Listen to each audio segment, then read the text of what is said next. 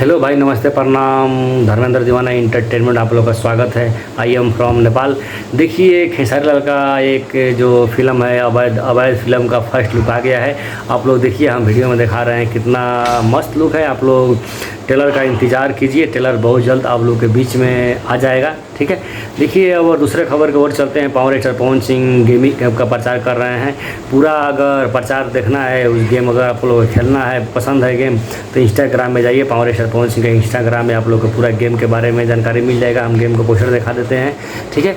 देखिए, अब तीसरे खबर की ओर चलते हैं। देखिए, तीसरा है कि पावर स्टार पवन सिंह का सूर्यवंशम फिल्म है, जो सूर्यवंशम फिल्म तीसरा हफ्ता, दूसरा हफ्ता, एक हफ्ता, वो सब चौथा हफ्ता में प्रवेश कर गया है। पावर स्टार पवन सिंह का फिल्म चौथा हफ्ता में प्रवेश करने के बाद में भी 30-35 सिनेमा घर मिल रहा है, तो पावर स्टार पवन सिंह के लिए बहुत बड़ी बात है। और पावर स्टार पवन सिंह का ये फिल्म 2024 का सबसे बड़ा फिल्म बन के उभरी है। ब्लॉकबस्टर भी फिल्म हो गया पावर स्टार पवन सिंह।